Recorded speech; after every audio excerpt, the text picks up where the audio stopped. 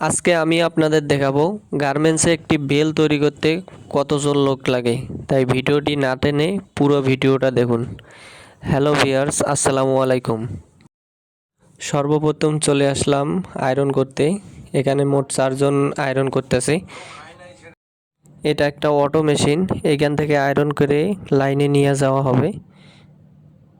এগুলা সব আয়রন করা হয়েছে, এখন মেক করা হবে। মেক করতেছে মোট 4 জন। অল্প একটু কাজ কিন্তু অনেক ক্রিটিক্যাল, তাই 4 জন করতেছে। দেখুন এই সুতাটা দিতেছে, সুতাটা দেওয়ারও একটা কাজ আছে, একটু পরে বুঝবেন। এই সুতাটা দেওয়ার একটাই কারণ, কোনাটা যাতে সুন্দর করে ভালো করে ওই দিক উঠে। মেক করা শেষ, এখন 2 জন হেল্পার থাকবে, একজন সিজার দিয়ে কেটে দিবে আর একজন উল্টাইব।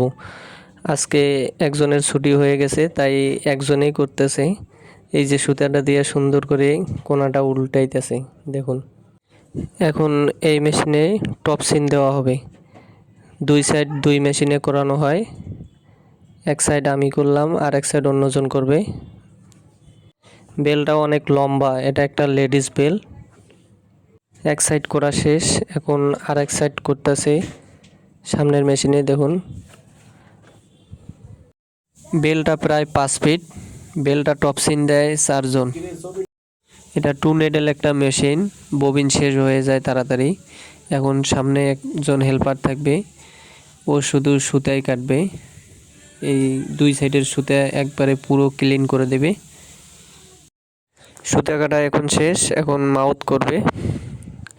এই মাউথ করবে আবার 2 জন, একজন 160 দিব আর একজন 14। এখন আপনারাই কমেন্টে বলবেন এই সামান্য বেলটা তৈরি করতে কতজন লোক লাগলো। বেল বানানো শেষ, পুরো কমপ্লিট।